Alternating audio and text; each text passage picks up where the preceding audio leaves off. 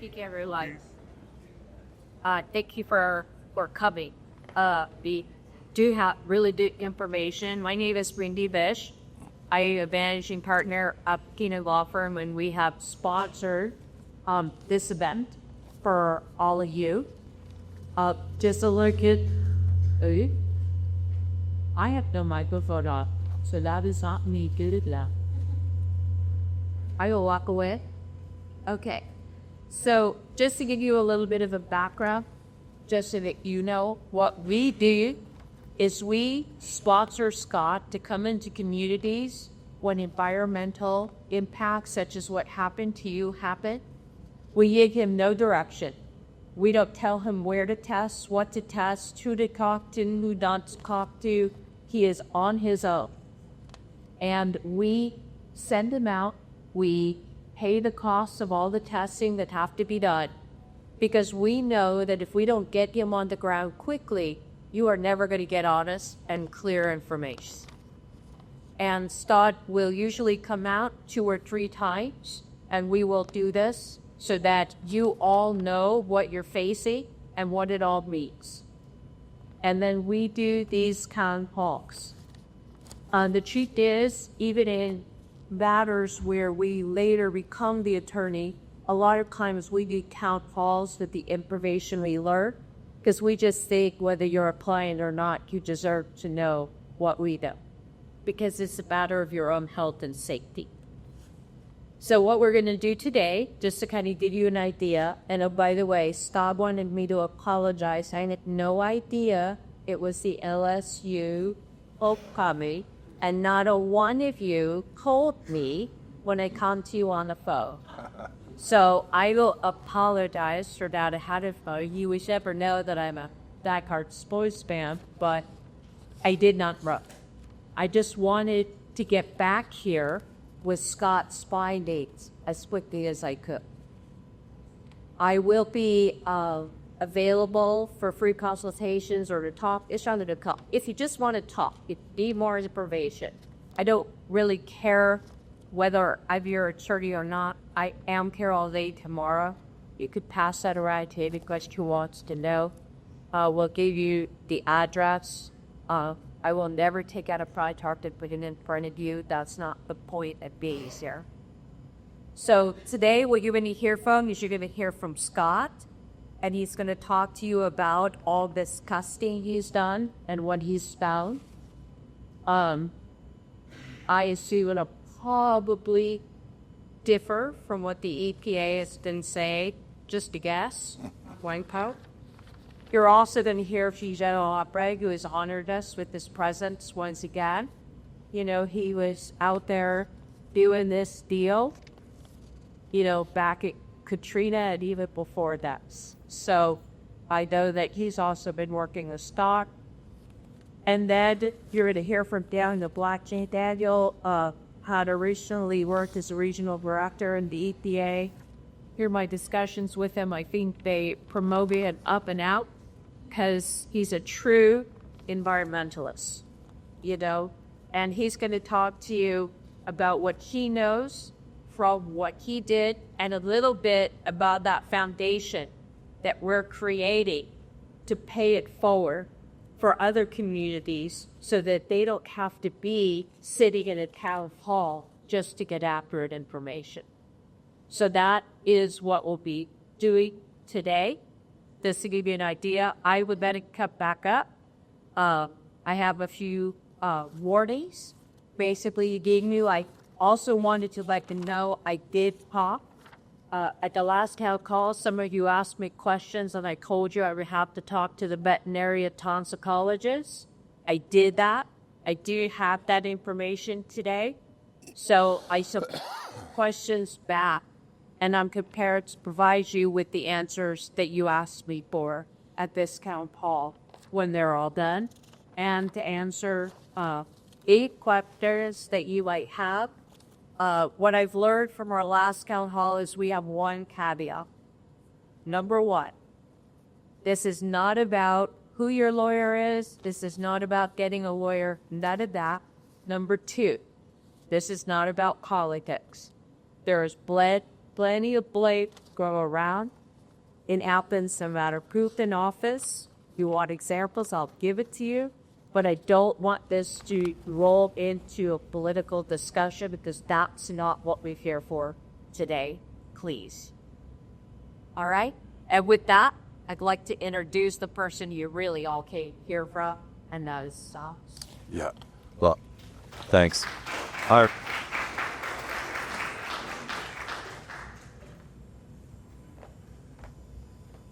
Okay. Yeah.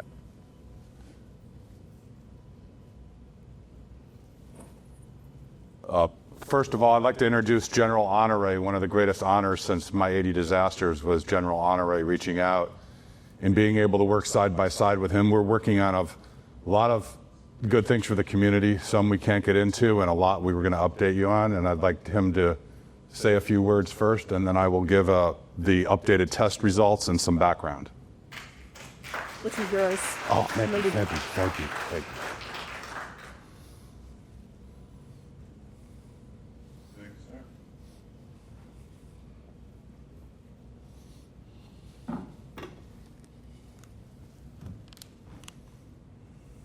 The preacher gotta take this off. The preacher got something going on up there. I've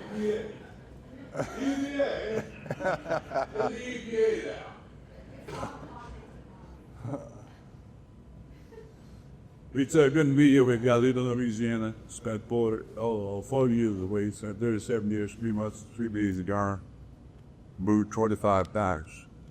And after retiring to Alabama, I moved back to my home state, Louisiana, where I learned how to read, write, and try to be right to the community. We have a lot of reason to challenge the government on what they're saying and what they do.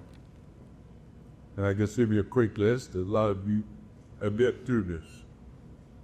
But before I go there, I want to recommend, I need a type A personality that know how to create a Facebook account. I need a hand. Need a type A personality that know how to create a Facebook account. I see one looking. We got one. Now, what's your name? Win. The challenge is I'd like you to create a Facebook account for the concerned citizen. For the Smitty all, look, that's what we call it. They do a focus group, then run through marketing, but you need to be connected as a community. Done this several times before. We do this fantastic. You get outside help, but this is going to go on for a decade. Y'all need to be communicating on yourselves, so the power of the local vote get the voice and the ear of the local politicians that are really working in democracy. So concerned citizens, we use that term all over Kansas Valley. Concerned citizens of St. John, concerned citizens of St. James. But identify you as a group, and you can go there and get the information. And she'll be an administrator of it, and then you can send stuff if you want to post it, or you can post it in terms of comment. We have great reason to be concerned. All of you that witnessed the soot, the fire, the smells, and the residue of your property, you have the reasons to be concerned. I first saw it in Hurricane Katrina, where I flew from New Orleans flying out to USS Baton, and I saw all the streets all over the Gulf. And I asked the pilot, I said, what is that? I said, that's abandoned oil wells. Now they're broken off, and the oil's just streaming into the Gulf. I lead the Green Army. Our mission is to find a solution for pollution. We work as volunteer. I'm a volunteer. I have nothing to do with these people, but I believe in what they do, and I believe in the data South has. We're going to use that as a sidebar when we up my Southwest. And when I saw that oil, I said, this is a mess. I said, we'll get these people out of New Orleans, but that's a mess. And then coming back to Louisiana in 2012, we had a little event down in the Service Guard called by Eaton Corps. We got over to be more permit, and the guy told them, don't drill a hole here on the top of this salt dome. They did it anyhow. They broke it, and that whole community had to move. And they know what's permitted, and they watch it happen, and the letting happen, and the people lost their property in the sanctuary around Bayou Corn. And from then on, we had to challenge the governor because the permit given to companies is a permit to pollute. I want you to bear that in your mind. You can pollute up to this level. It's not like a permit you get for your sidewalk, you put in the front of the house. And the parents say, okay, it's wide enough, it's thick enough, good enough. It's a permit to pollute stuff into the air and to the water. That's what a permit is. And what we found out, that permit process wasn't right, wasn't followed, and it wasn't regulated. The government inspectors weren't doing their job. But from that, I watched and participated as the analyst for CNN on the BPR show. It was a mess. You saw their old television. They lied. People got killed. They got a lot of attention because blood get the media attention. You had anybody directly killed here for us to be part. You didn't get free media attention for the national media. It was just an explosion. 11 of our citizens died. And when you roll things back, they were not a lot of things to stand it. There were safety issues, there were regulatory issues. When we found out some of the fellow agents out there were getting paid off in improvement permits. They wanted Las Vegas to part of them. So we gotta work to make sure we hold government accountable. Because government work for you, right? And in many cases of these man-made events, if you find out somebody wasn't doing their job, or we look the other way. Another we know is the St. Joe water system failure. And the governor at the time, John Bell, by all those, decided to set up these new governor. You're going to $10 million new water system in St. Joe. The state went in and tested pipes after the new water system and said, good to go. We brought a test kit in from the University of Virginia from Dr. Mark Vernon, who broke the case in Flint because the EPA wasn't testing right. He broke that case because the way you test at the point of use. The state took a random sample from the side of the house any time of day under Dr. Mark Epler's test. You take it on the first draw from the house in the morning before anybody uses the water. We're there out 7 degrees, 7 and 8. The first draw, see if there's any contaminants that come out of the plumbing. The second draw comes from that pipe that runs through the street. The third draw comes from the municipal system. If you got a well in your yard, you take 2 draws. But it's a more scientific issue. This is what we found. We found lead after the state said there was no lead. We went in high school, we found lead because they had all 19% of water fountains in there. This is in 2014, I think it was. Your job up, and so went into your office. We went to the kitchen and had all the other sewers we found there. There's no safe level of lead. From that event, and leadership of the Army, we continue to represent the people. And we had Hurricane Laura came through, Beale Hurricane went through Lake Charles. Those kinds weren't built to handle 165 mile an hour wind. They had big chlorine leaks, and believe it or not, that hurricane, the EPA actually threw its plane over and was telling the people on the ground where the chlorine plume was. The system got it worked because the ING ability to fly over a disaster and tell you what's on the ground and what's being emitted. I don't think that airplane was used in the sphere of the explosion based on recent information. The government don't always do it right. The reason you got tight because in Vietnam, they sprayed the foliage with defoliant. They got a lot of Vietnam veterans sick. Many of them died, young men, because of the impact that was ingested because we were defoliating the forest to fight the enemy.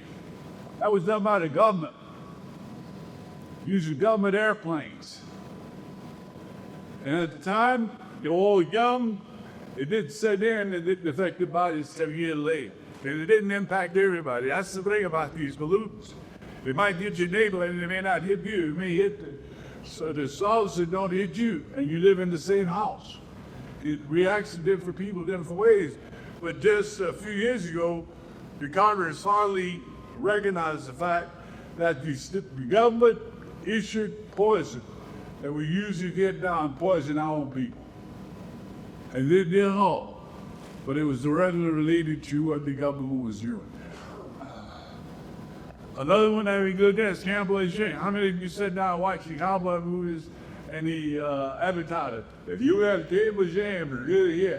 And that went on for decades. Decades. And now they're trying to make those people right. So you got a reason, we do have reason as the people to question what the government is doing, and we get the whole truth, the full truth, and all the truth. And then this only did resolve in court. The C2 as the lady was up, it has to go to court to get resolved. Flint, Michigan, another case. It was an embarrassment. You see it happen because you learn all those lessons in St. Joe, Louisiana, about how you give a water test, how you hold people accountable. In that case, a couple people in the EPA get fired because they weren't doing their job. And local government threw a cheaper way to try and process drinking water as opposed to doing the full filtration. And a lot of those people ended up with toxins and divide. East Palestine, you hear Scott talking about that. That happened in plain daylight during election season. It's unbelievable. The SAR response of people got, and now, is this, how many years now, Scott? Almost 3. Almost 3. Because people are starting to get sick. Because it may not be 3 or 4 months later, it may not be 6 months later. It may take a few years for us to develop in your body and sort it back in your organs. So you're here for a good reason. My recommendation to you is, if you see something, say something, do something. If you see dead animals, unusual, if you used to have frogs chirping in your back pond and you don't have that, call that and report it. If you see dead bees or dead animals or aquatics, a large group of fish that's just laying there dead in the pond or in the river, report it. Take a picture, report it. If you're at your home, this is a different situation. And there's 3 of you in the home and you're all feeling ill, call 911 then. You with me? Because there's something that's accumulated in your home. Because we still have air coming from this toxins that are in the water and from that site. So if it's more than one person that's not feeling well in the home, or you get your eyes are burning, we get in a rash, or you start moving, call 911. Because then your home needs to be inspected. There's something causing that to happen. Now, with me? Don't hesitate. Because too often now we want to say, what is this allergy? All 3 of you got it? All 3 of you got blood? No, that's not right. That don't need to be inspected. And that's the quickest way to get attention to it. The fire department will come, the sheriff department will come, and you'll call in the inspectors to check that home. So if you feel sick and you one person get to the doctor and tells you you're inside the fall area and let them know that you were exposed during that event. We need to do better water testing. Right now, we see EPA talking about testing the ponds next to Smith, but we got a lot of ponds down, a beautiful area. I was in Roseland 3 times in the last 10 days, and everywhere I ride, there are beautiful ponds on these beautiful little farms, tucked away in the trees. All those ponds need to be tested. The way to do it is to put a request into the parish, who will pass it to the EPA to get your pond tested. Because if you don't ask, you're not going to get it. Wishing, you're not going to make it happen. You could be on 3 different water systems. You could be on the municipal water system, or you could be on a well. They said they're checking the municipal water system. Okay, we'll go with that. But who's checking the water at your house? That could be a very expensive proposition to expect or get your water tested at your home. But the parish you should be able to call into the parish, particularly if you were inside the fall, to request that the water in your well be tested. and they should send somebody out to do it. If they're not doing it, you need to demand till it happen. Because the government has the capability to do that. Really? The government has the capability to do it, and they cannot write it off so you're not worried about it. And testing it one time won't do it because if you have a 50-foot well or 150-foot well, remember those dioxins that South will tell you about will take time to get to that well point.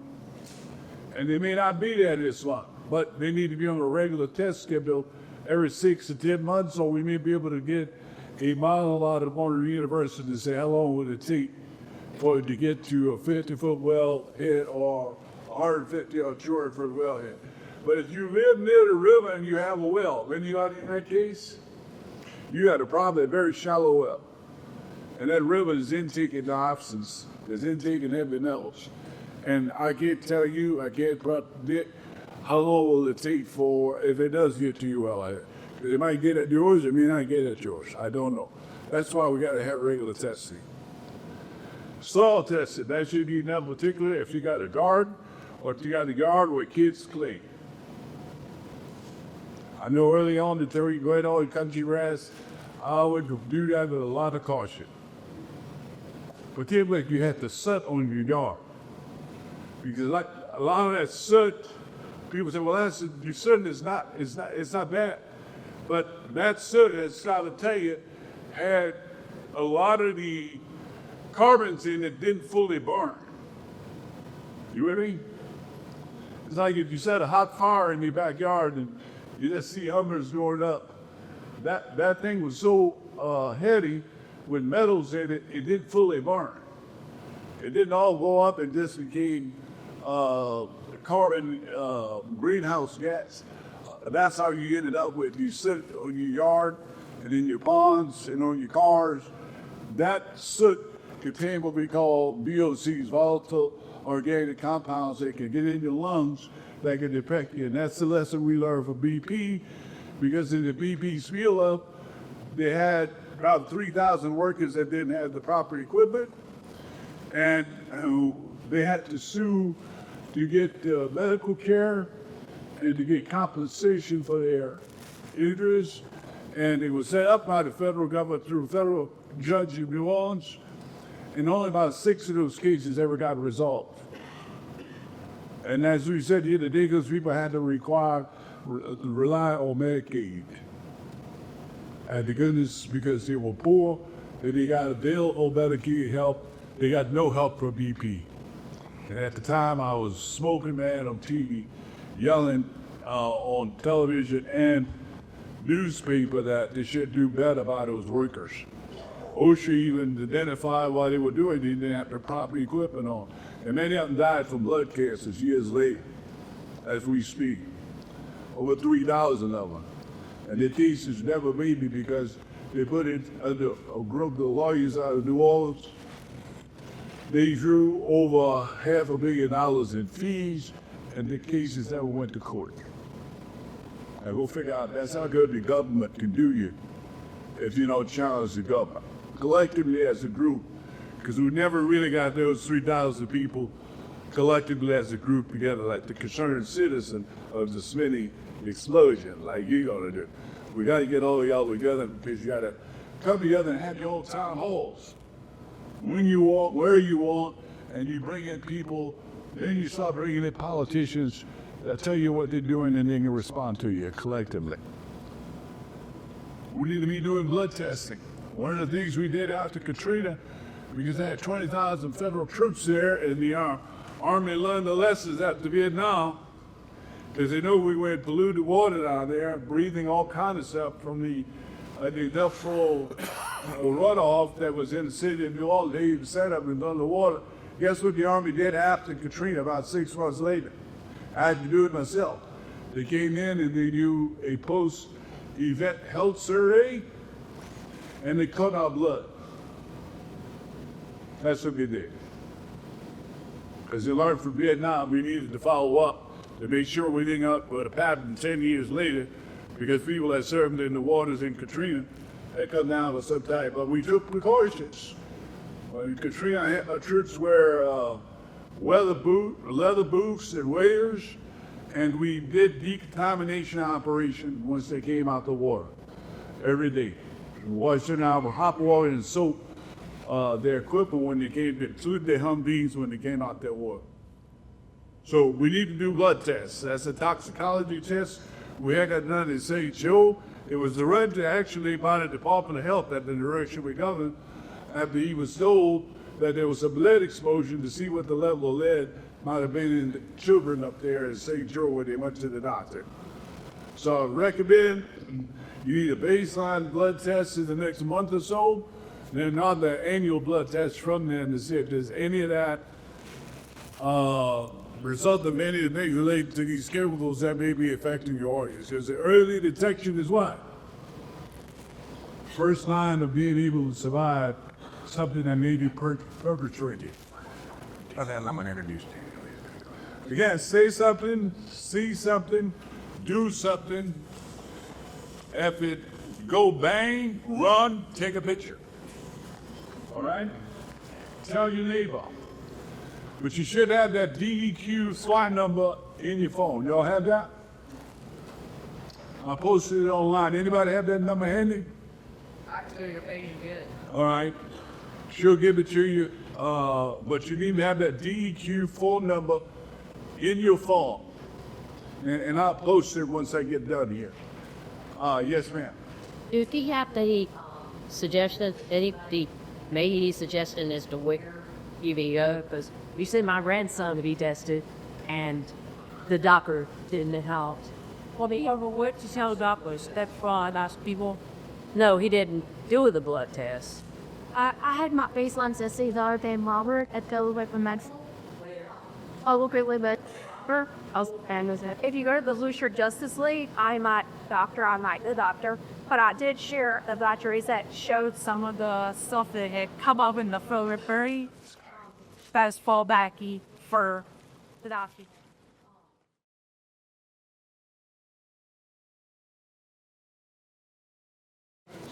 Put the pressure on your parish. Put your pressure on your parish to give you an answer to certain citizens, right? You got a legislator, you got a senator, right? You got a parish representative. Put the heat, you ring that phone up. You call them every day until they get you an answer where you get your blood test. Because if you don't call, they're going to think they're doing a great job. You with me? So your parish representative, your state representative, your state senator, and your Washington, D.C. senator. You got two of them. Until somebody tell you where you get that blood test, you take the time. Because if you don't call, they think they're doing a great job, and they'll tell you they're doing a great job. And they might be doing a great job. But you cannot let her off the hook because that is your link into the government to provide what you need. You want the phone number, Tom? Yeah, okay, and the phone number is 1-888-736-5424 or 225-219-3640. And you can find that under Russell Honore on Facebook. That's where I am, or you can find me under Green Army. I'm honored to be here again. I'm a volunteer. I take money from nowhere. You pay me well in my retirement. You with me? This is my second head to get back to people in Louisiana to fight pollution. And dilution is not a solution to pollution. One of the things we recommended is that the Coast Guard have extra people on duty at the mouth of the Tangi where it goes into Lake Pontchartrain, because I'm afraid there will be some stuff slip by and get into Lake Pontchartrain. The Coast Guard is here working now, but I want to tell you on 9/11, I called the Coast Guard, and they told us call the EPA. The Coast Guard is supposed to be in charge of the applicable waters. They're here now, and they're working with the EPA. But they're in charge of navigable waters, and they've cut this agreement that EPA has the lead and their support. But the Coast Guard need to take an extra effort to put some extra materials in it does not get into Lake Pontchartrain. That's the Pearl of the South. It's the mouth waters to Lake Maupaul. We saw oil sheen on the levels. of September. That's the day we called the Coast Guard, made a national report. So if you see all on water, you call the Coast Guard. They got a 1-800 number, and that get recorded in the Federal Registry. It's in Madisonville from Southeast Atlantic when we're at the Madisonville. If you see it in the water, oil sheet, y'all with me? Call the Coast Guard 1-800 number. That will record it, the general location of it. If you got a picture, you take it, and they'll get recorded. Because if you don't report it, it didn't happen. You with me? If you see oil on board, report it. God bless y'all. Have a good day.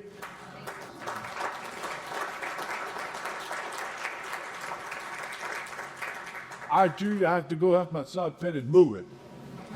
So I can't stay with you, but you're in good hands. Thank you. You need this? No. Thank you. Good luck, brother. Thanks. Thank y'all very much. Before,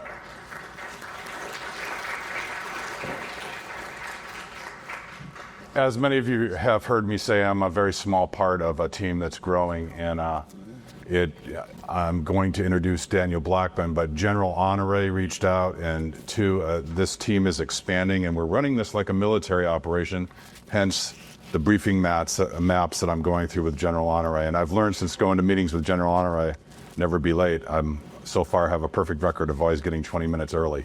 So, and one of the great honors, in addition to meeting General Honore, was Daniel Blackman, former EPA Region 4 regional administrator. If we had more Daniel Blackmans at the EPA, we wouldn't have any issues with the EPA.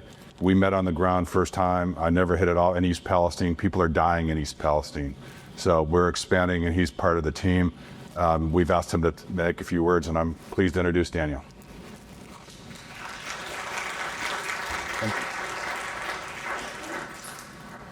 I'm 5'6", so can y'all see me? Oh my goodness. First of all, I want to say thank you. I'm the former, before I even go into the comment, I want to explain how EPA works. You have a administrator that's appointed by the president. That person in this administration is Lee Zeldin. I'm going to give you his email address because I think that everyone in this room should contact the Environmental Protection Agency, even if it is simply to go on record. There are some other things I'm going to share with you. But the way EPA works is you have the administrator and you have 10 regions. So this is Region 6. The Region 6 office is out of Dallas, Texas. And the way the EPA works is it's broken up by region. I ran Region 4, which is the southeastern United States. So I had every state from North Carolina and South Carolina all the way to Mississippi. So, as it relates to this particular area, I want to share a few protocols and what I've learned, how this process should be handled, even though it's being handled very differently. But I want you all to know that prior to coming to EPA, and I do not currently serve at EPA, let me be very clear, I am not the current regional administrator. I left in July of 2024, and my current role is advising states, municipalities, and the private sector on energy policy.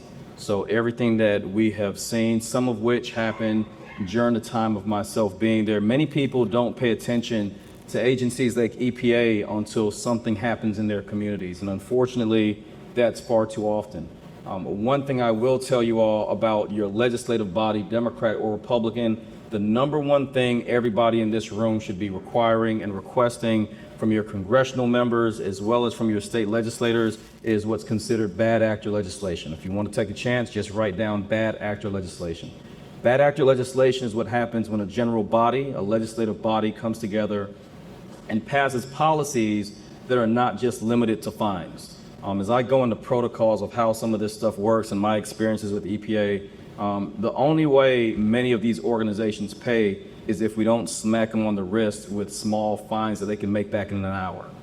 Most of these companies and these facilities make tens of millions, if not hundreds of millions of dollars. A part of my role as a regional administrator was to create enforceable actions, whereas if you look at, some of you all may be familiar with Jackson, Mississippi and the water crisis, Lowndes County, Alabama, and their lack of water sanitation, East Palestine, which when the train derailment, even though that wasn't my region, we had one of the most active labs in Region 4. So water testing and sampling, air testing and monitoring, these are areas that EPA is responsible to handle.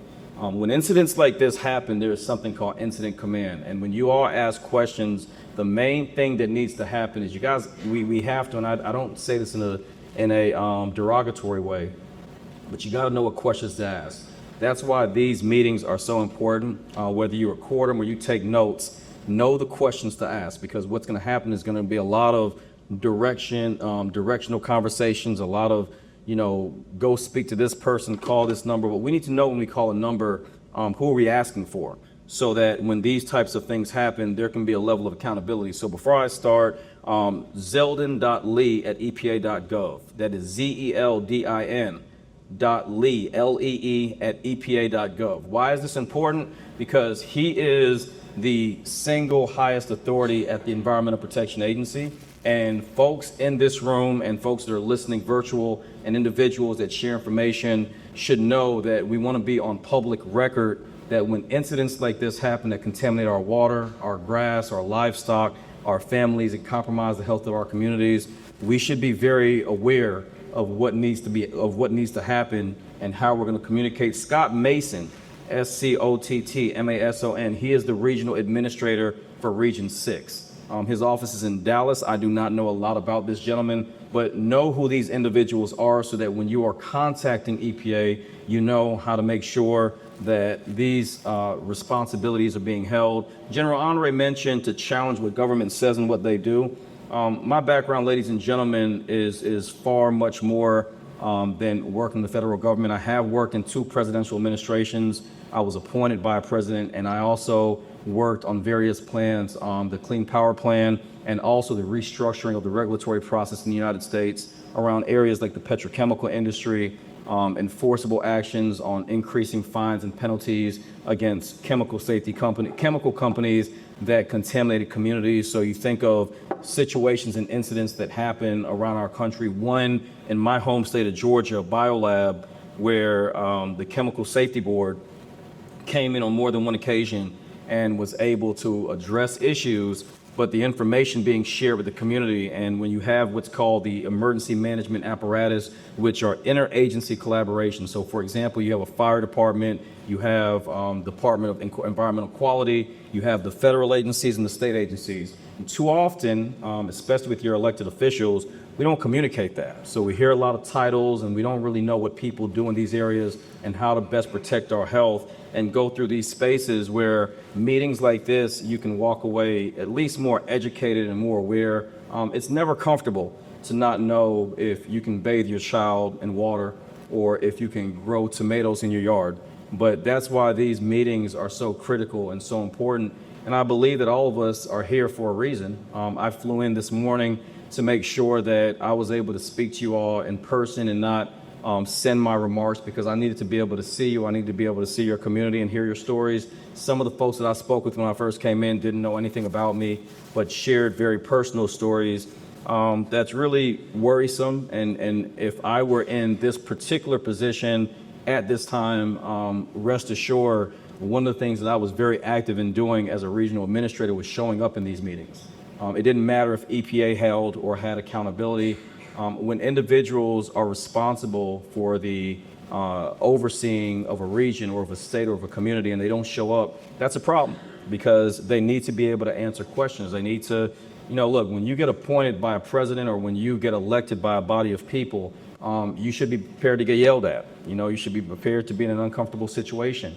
And it's not always popular, but I think that's what's necessary for accountability. And too often we've not had that. And today I want to just give you some very brief perspectives on not only what should be done. I don't want to be too repetitive because General Honore did mention some of the things that I'm going to say, but he did talk about documenting everything. And that means everything. If you're getting migraine headaches that you didn't get before, you need to document that. I remember an incident where a community near where I was at was contaminated. And as a regional administrator, I had to go into a community on several occasions, and I noticed that I needed to go to the doctor, and I ended up having to get an emergency inhaler. I had to document that. The small things that you all may be dealing with are very, very critical. If you notice that you haven't been having a symptom or you have a rash, and I'm not saying this for anyone to add something to what they're going through. I'm being very direct to know you know your body better than anyone else. And it's very important if you have a young child. Are you allowing your young child to play in the yard without shoes on? These are things that you have to take into consideration. When things like this happen, I'll give you an example. One of the things that we were very adamant about doing with my administration was we focused on air conditioning units within schools because we had multiple incidents where plumes went up in the air, there was an explosion, and air conditioners weren't turned off in government buildings and in public schools. So we knew that when a child returned to school a week later or a couple of days later, were the AC units running and are children breathing this in when they go into their classrooms or grandchildren? So it's very important to document everything. Limit outdoor exposure. When you look at these areas, that's another thing that's uncomfortable. And I will say it's always a challenge not to go outside, especially when information is not readily available. So I would just recommend to folks that if you are in areas, especially immediately after incidents like this, to wear a mask. The majority of deaths during COVID-19 in Black and brown communities, in rural communities, and white communities across the board was pre-existing respiratory illnesses, okay? And what that means is the majority of people that struggled with symptoms had pre-existing conditions, and then they were accelerated by the pathogens and the different things that happened during that time. And it's the same when you all are dealing with these types of incidents and areas. And when we say document everything, it's really, really important to make sure that throughout this process, you're keeping a log. But I also agree that there should be some type of community organized space where you guys are able to measure it together. We've dealt with this with coal ash throughout the Southeast United States. We've dealt with this with contamination. We've dealt with this in multiple areas where communities, due to landfills or other challenges, have caused the community to quite frankly be on pins and needles. And look, it's never comfortable for any of us to have to be in a situation where we don't know what's going on with our bodies, when we don't know what we're breathing. Is it safe to be able to do the things that we're normally doing and we're supposed to be able to live our lives to the best of our ability? And that's very important. Again, if you experience any nausea, headaches, these are all things that are important. I think it's important also if you own land, if you own livestock. I was speaking to some folks earlier about their cows and dairy in different areas. These are areas where when it comes time to compensation, when you start thinking about, is there going to be a lawsuit? I mean, are we looking at our health risk? Are we looking at, the damage to our physical property? Are we looking at the damage? Some of you all may have farms and you may have properties. And there's an image up here of bees that folks found that were dying as soon as the incident happened. And these are all things that you have to document because there are measurable impacts and outcomes on all these areas. And if you see things, for example, and you have a cell phone and you see an area where it was usually birds flying around and you see 2 or 3 dead birds, take a picture of that, document it, and make sure you're sharing that information because you might not realize the reach of some of these things that are happening across the board. And you should also be asking questions and having an expectation not only from EPA, but from the Department of Environmental Quality. Look at records and historical documents. This is the best time to document it. A lot of people don't realize that one of the ways that AI is really, really helpful, if you have a cell phone or if you are using the internet, you can go on and you can use various chat models or different data systems that can show you the historical impact of many of these companies so that you can start to look historically at what has happened. Were they in compliance? I mean, these are all things that an amazing team of people that we have will continue to proactively do, but you all need to be aware of how these areas impact you and what information you can collect.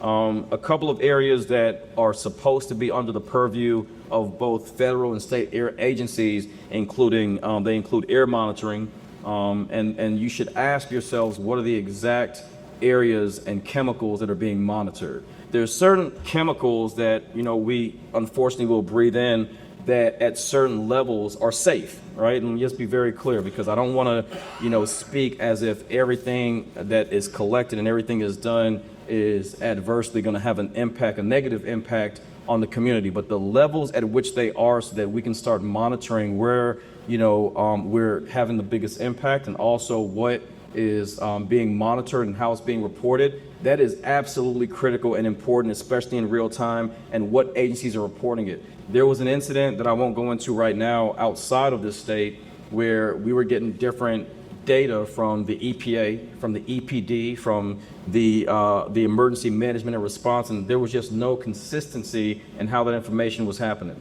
And too often, many of us in this room, including myself, I don't have a science background, right? It wasn't until I worked in the agency. My background is in policy, it's in the regulatory process, it's in energy and infrastructure, but there are scientists and there are engineers and there are chemists that understand the impact in our bloodstreams. It shows directly that if you're pregnant, how much of a chemical can go through the cord blood of a mother into their child. These are all questions, and you may not be the one that is expecting a child. You may have a grandchild. You may have a son or a daughter that is pregnant during this time. We need to monitor every single one of those aspects in the monitoring of the water and of the air, our public health, and all these other areas. And without getting too political, that's why it's important for agencies that are currently not being funded, not just because of the government shutdown, but like the CDC and other agencies that are responsible to take on the information and the data that is supplied to then give a more robust understanding of where we are and the totality of the impact that it has in our communities. So when it comes to environmental health and environmental quality, that number that was given earlier and being able to ask the right questions is very important. And then I'll give you a couple more things, and then I'll wrap up with one of the foundational aspects that we're working on to help with emergency response and management. When I was on my way up here, there was an explosion in Tennessee. And some of you may have seen a report or heard about it, and I think there's over 18 people unaccounted for that they're not expecting great things from right now. Why am I bringing that up? Because there's another incident every day, every single day. And the majority of these companies that are not being accountable are getting away with most of these things because we tend to go from one story, from one community, one incident, one emergency, one crisis to the next. And it leaves communities like this behind. And it's on all of us, not just you all in this room, but it's on all of us, the pastors, the leaders, the community folks that are here, the families that are represented here, to hold each other accountable. Because I can guarantee you, this is not the first incident this year, and it will not be the last. And I understand that 10 more can happen tomorrow, but you all's concern is your neighborhood and your community, and that's not a selfish thing. That's because you live here, right? Many of you all may have grown up here, or grown up in this community, or grown up in proximity, or have friends and family that are here. So understand that the only way the accountability goes away is, one, if our team is not fully supportive, but number two, if you all don't continue to work and commit with organizations like ours to ensure that we can bring an end to not only what is happening, but that we can hold individuals accountable and responsible for any action that we see that's happening. So since that incident happened, I'm going to go through really quickly a couple of protocols that usually happen, and then I'll go into what our foundation is about, and I'll take my seat. But the emergency response usually happens in the days and hours after an incident. Those are the most critical. General Honore mentioned the soot and different things, that some pictures that I've seen, some are here. Those are the most critical times and moments, if you have pictures, if you have information, because a lot of times what we would do, for example, when I was in the regional administrative position, is we would go out and do community assessments, and we would find out through pictures and through various stories and information the extent of the challenges that we were facing and what was going on in these communities, so that we can document them. And once we documented them, we had various divisions such as air, enforcement, land, SEMD, which stands for Superfunded Emergency Management. Those are the ones that respond in real time. We basically broke that down in a matter of days and had a lot more information than you might think. Now, that information might not be being shared. Prior to working for the federal government, I worked a lot in the civil rights community, working on areas in rural America to ensure that when agency funding was depleted from whether it was the Department of Energy, the Department of Agriculture, or another federal agency, there was accountability so that communities weren't left behind when natural disasters or extreme weather events happen. And I think that's very important.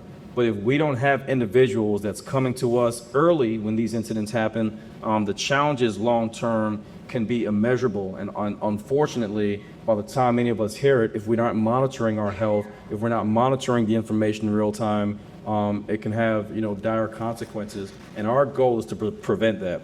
Another one is assessment and cleanup, and that is something that is very difficult because in certain areas, I don't know if a person had land only or if they had a pond or water. That can become very expensive. We have an organization, we're creating Seeds for the Future, that can in real time help to offset some of the challenges, the costs, and also the communications that go around you being able to monitor these areas. Many people cannot afford to have some of the assessments that are needed. And that's why it's important for gatherings like this for you to not only document those health aspects that I mentioned earlier, but what it is that you all can and cannot do, including the ability for you all to not just get your blood tested, but get your soil tested. These are areas that we have to hold elected officials accountable for. Again, it doesn't matter the political party. We need to make sure that individuals that are elected to represent us know to work with the county commission and to work with the local agencies to ensure that if you believe there's something contaminated, you can get that done. There's remediation and other things that can happen. And I'll stay after a little bit longer because I know that some of the things I may be saying you may not be familiar with, but that's why these meetings are important. And then the last two are recovery and also resilience. The recovery part is, more of a role that people like myself are going to be responsible to take on in monitoring the next couple of weeks and months. And what I will say to you all from a human standpoint is, the despair and the dignity is real, y'all. Like, I get it, because many people may have come here and you could have been doing a lot more with your Saturday. It's very difficult when you're trying to get information and the information is not coming, or the calls you're making aren't, yielding the results you need, or emails are being sent out with no response. But that's why these meetings are important. That's why your participation and activity in this is going to be important. What I've learned being outside of government is that when these rooms get smaller, too often we seem to see less of an impact and accountability than we would when these rooms grow. And so my homework I want to give to all of y'all is tell somebody that is not here what you heard today. Before you leave out of here, don't just leave out with the person that rode with you. Shake somebody's hand, speak to somebody that you don't know, exchange information. Community isn't just about you knowing you got a neighbor down the street, or that your children go to school together, or that you go to the same church. Community is about meeting someone else and meeting them where they are and being accountable and checking in on them and building relationships and bonds that go far beyond this incident. Because I believe truly with Scott and with Mindy and with so many other people that are here, we'll get beyond this. We'll get beyond this together. But it starts with us being able, when we're not here and when you all have to wake up and go to work and you got to be in your communities, that there is an apparatus and there's an organization in place to support and to assist you. And the last thing that I wanted to tell you all was resources and references. I just want to go through just really quickly. I already told you about EPA Region 6 emergency response. So you need to remember, you are in EPA Region 6. If you Google EPA Region 6, you'll be able to see the individuals that are over air, that are over water, that are over emergency management, as well as the administrator for this particular region. The DEQ, your Department of Environmental Quality, if you go to deq.louisiana.gov, again, I'll be active if you need to get it to you directly. They usually are responsible by law to give incident updates, and sometimes they publish it, other times they don't, but it would be advantageous to you to check that website periodically to see if there are any updates. National Response Framework usually comes through FEMA. We do know that there are a lot of cuts in the federal government right now, so I'm not sure if there are response frameworks in place in this particular incident, but you should know that as you compile information, people like myself and our team will come together and we'll give you emails and information because it's going to be important for you all to let as many people as possible to know. The community right to know on EPA is epa.gov/EPERA. And that is where you can voice your opinion and put information out there. And here's what I'm going to tell you all. What I know works in government is when you flood emails, because there is a team of individuals that has to be accountable on those emails because of Freedom of Information Act requests that will go out. I'm not telling you that 100 emails is going to change something overnight. It's not. But I remember an incident in South Carolina that happened. I got almost 200 emails a day for about 3 weeks straight. It was not only frustrating, but it forced me to get my team to respond to those emails so that we can be accountable to them. Now, that was for our administration and what we were able to do. I can't stand before you all and tell you you're going to get the same response, but I can tell you that communication matters. And lastly, I mentioned earlier about unified command. EPA.gov does have an emergency response contingency plan. Again, it's not always implemented, it's not always enforced, but these are areas you need to know about so that as you build a level of communication and coordination within your communities and your churches and any other areas that you all organize or have meetings, you need to know these entities that are in place so that when there is a more formalized space, you know what questions to ask, who to hold accountable, and we reconvene and have these meetings, the right questions to ask so that we continuously make progress and we protect you all's health to the best of our ability. So I want to thank you so much for the time. I want to thank you all for being here on a Saturday when you could have done so much more. I'm giving up my Saturday too with my family in Atlanta, but it's important for me to be here in person to know that you guys not only have my support, but that I see the face of those that we're fighting for, okay? Thank you all so much.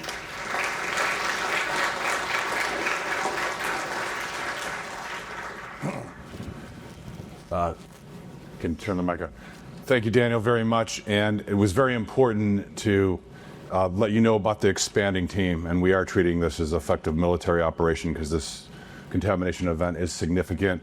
And for the media here, I know you have deadlines. I know it's election day. I know there's LSU.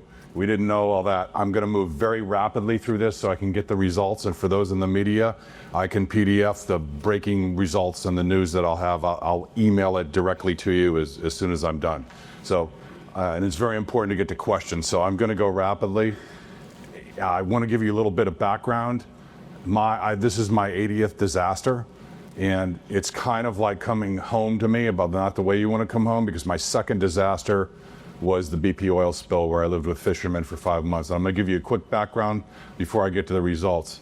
As you can see on the screen, this all started with me as my first disaster in June of 2006, where my entire business was wiped out in oil-contaminated floodwaters. And one of the things I want to make a point, this should never be about politics. Back then, in upstate New York, oil-contaminated floodwaters, I didn't know anything about it. The insurance company didn't pay. We had to rebuild everything. But Chuck Schumer, Democrat, Hillary Clinton, Democrat, George Pataki, Republican, George Bush in the White House. Not about politics, but everybody worked together. There was even an event I was invited to about disaster recovery at the Bush White House. And it wasn't about politics. It was about everybody working together, which is where we should be. And unfortunately, you've seen over and over again across all administrations, systemic failure. That's why we're bringing all these people together to hold the government accountable and empower you as the community to move forward. So there is a link, some of my background, you can see I've been through this before, I know what it's like. So I started going into disasters to help people not have to go through what I had to go through with 100 employees. Next slide, please. Then, like I talked about, my second contamination event was the BP Deepwater Horizon spill. This is from 2010. Next slide. And I lived and worked with fishermen, and I can tell you, I know firsthand the Louisiana heat and the Tyvek suits. You could only go in we had to switch every 25 minutes as we were out there. We were able to all work together and prevent the needless burning of about 200 miles of shoreline with working in conjunction as a team. Next slide. That's the house in Venice, Louisiana, and what a really neat thing is, when I got called here is that Captain Larry Hooper is around, and I will be going to visit him one of these times. And I work directly every day, and that's where I lived for 5 months. Next slide. BP then wrote a story on the USA Today talking about the remediation efforts and about how we worked and were innovative. And also Tucker Mendoza's here. He came to the first town hall, hadn't seen him in 15 years. He's going to be an expanding part of the team. He's the guy with solutions. We'll get to that, and remediation. And it's a great collaboration. We can all work together to help solve this problem. Next slide. Left is BP in 2010. The right is the Smitty's fire explosion in 2025. And this is what I talk about. East Palestine, people are dying, people are getting sick. You heard General Honore talk about that. He talked about Agent Orange, that's dioxin. And about how what the government did, and they initially dismissed all the people reporting health symptoms. The point of this is in 15 years, we're looking at this again. And in many ways, the BP oil spill, it was very bad. People got sick and died. But this situation is like East Palestine.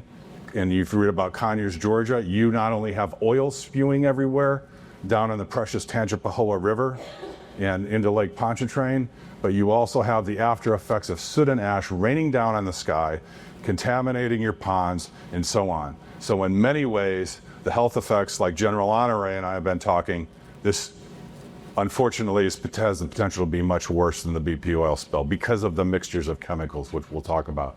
Next slide. Again, this slide's BP in 2010, Smitty's fire explosion in 2025. If I didn't label that, you couldn't tell the difference.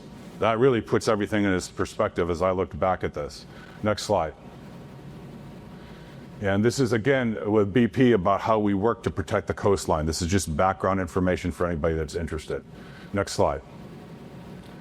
This is out, and every time I see this, I think of wearing the Tyvek suits out, trying to help clean up and pull the water out, and how you don't know heat until you're wearing a Tyvek suit in 120-degree Louisiana humidity. Next slide. And there was a documentary done in East Palestine by Hank Bagwell.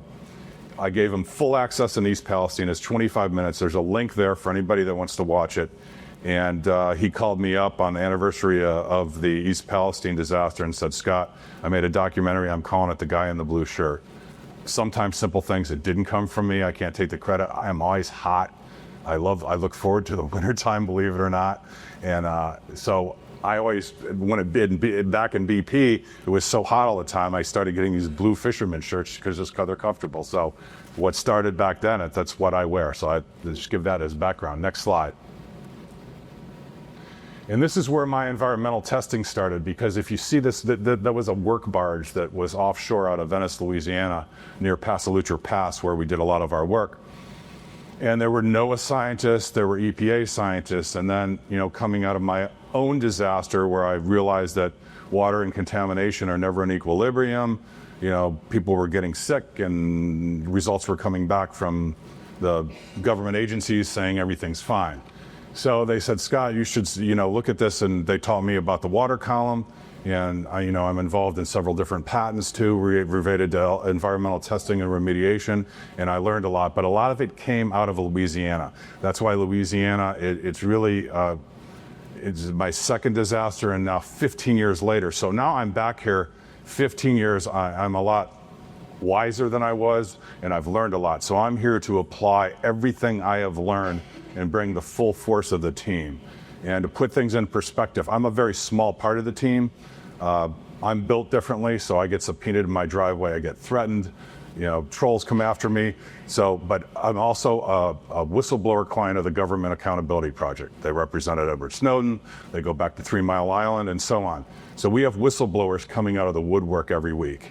And that is really going to be helpful. There's a lot I can't get into, but I can tell you we know how all the testing's been gamed, especially with the air testing, across all these different disasters. Next slide.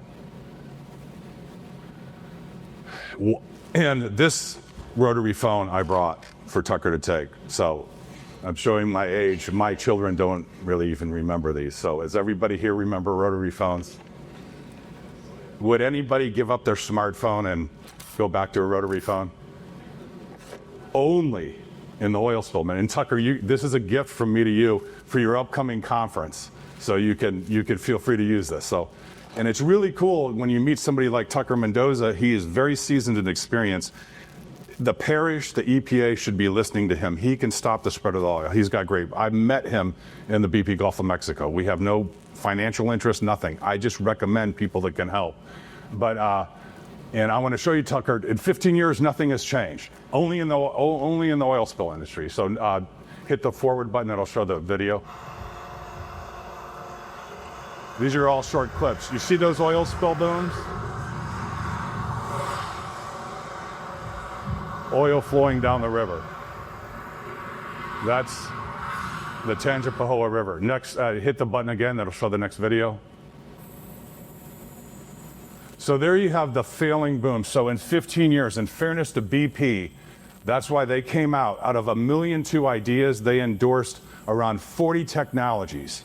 So you can say what you want about BP, but the human beings at BP that I worked with were trying to do the right thing. And Tucker, you remember that event? Was it in Mobile, Alabama? Was it in Mobile or was it on Orange Beach? I think on Orange Beach. That's where we. Here as well. They should open it up for the group to come in and show what we have that can help them versus, And again, I hadn't seen Tucker in 15 years, and I had no idea he showed up to the first town hall. So we've been able to reconnect. But Tucker right now, if they would listen to him, he can stop that spread of the oil in the rainstorms. So it's time to stop using the rotary phones. This is the only industry that is literally using rotary phones and obsolete technology and not adopting anything that was recommended. And the EPA is at the center of it. Next slide. Good. That's a video on the left. Go ahead and play that. So again, this is more of the spread of the oil. And those two pictures on the right, that's Lee's Landing. That's October 3rd, a week ago, when we were doing testing. We came up the river, thanks to the help of Sonoy and those camps, and I forgot how beautiful it is on the river down there close to Lake Pontchartrain. So we got as far north where they had it boomed off. That is the oil sheen and oil going past the booms on October 3rd. That's before the rain in Lee's Landing. So we'll probably have those results in 3 to 4 weeks. I mean, you could clearly smell it. We had an engine breakdown, and I would still probably be out there if it wasn't for Sonoy's mechanical skills. But unfortunately, he had to gut into the river, and he has had symptoms from very similar to East Palestine. The styes, like a pink eye thing, the brain fog, and the stuff I experienced personally, myself in East Palestine. I've got in and out, so it goes away. But there's clearly something in the Tangipahoa River, and we're going to be able to diagnose it and figure it out so it can be remediated. Next slide. And then, go back one. And then there are the ponds. I could go on. I could come up with 200 slides and not be redundant. And the ponds are contaminated. They need to be drained and dealt with. And all that contamination may be clear on the top, but it's all in your sediment now. And we're going to start, we've started testing sediment in ponds. Next slide.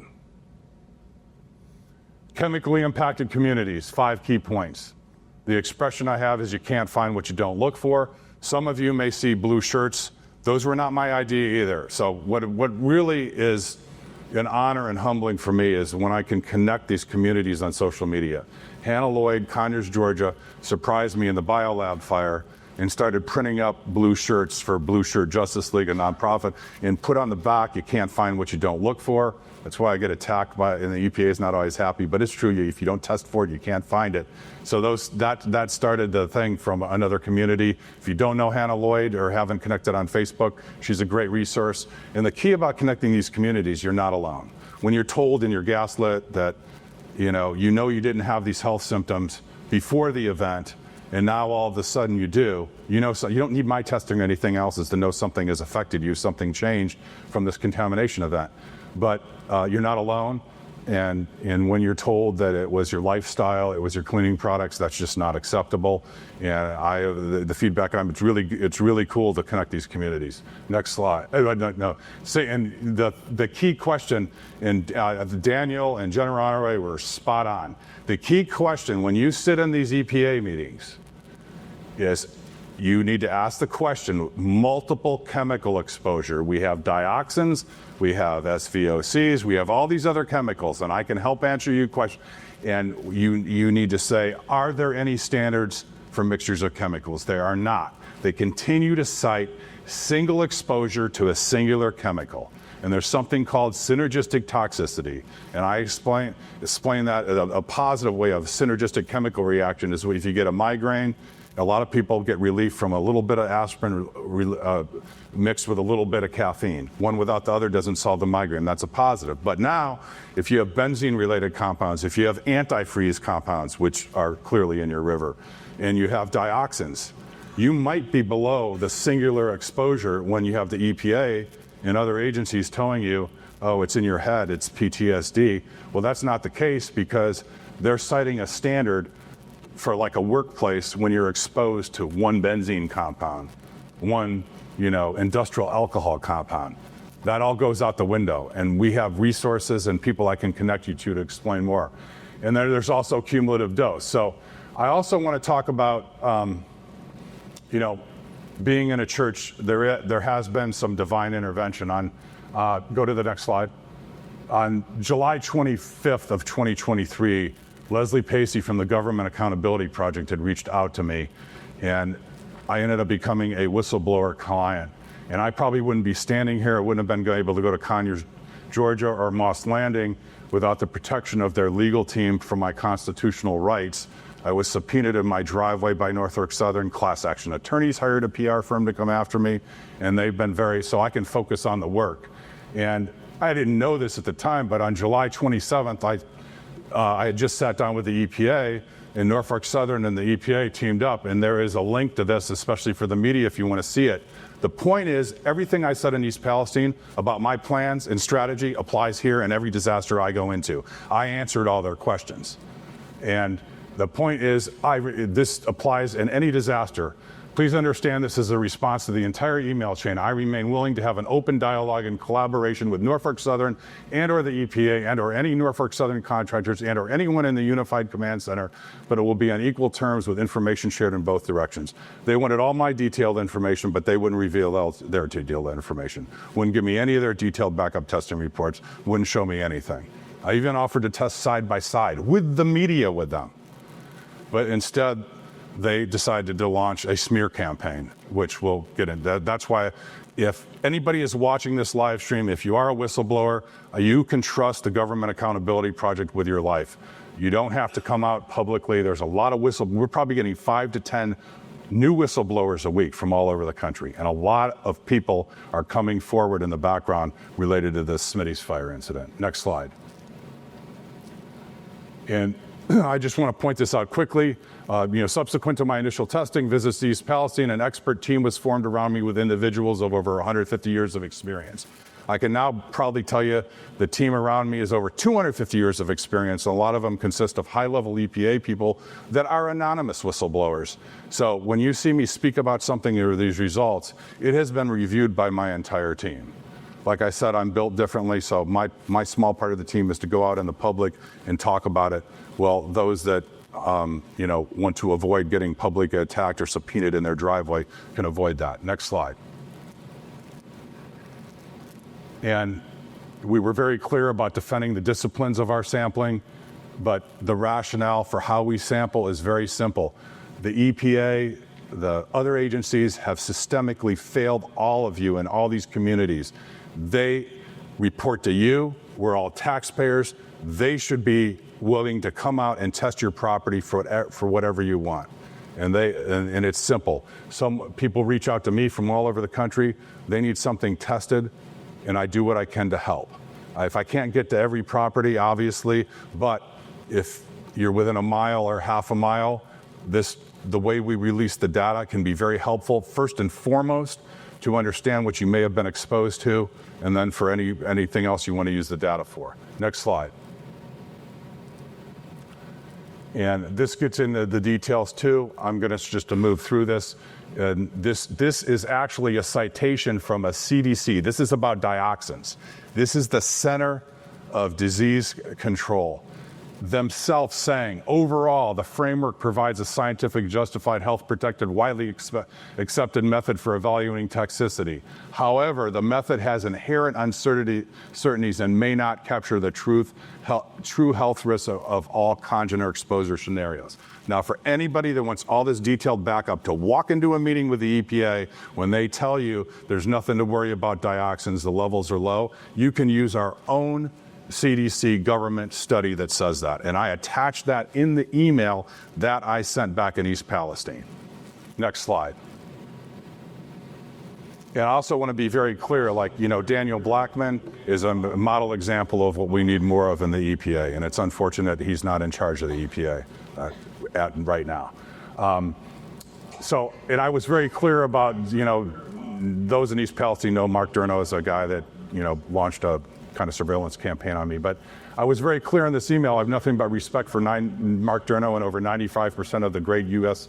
EPA people I work. It's the people that really kind of rise to the top at times that become very political, that where it becomes a bureaucracy and the undue influence sets in from the billion-dollar corporations.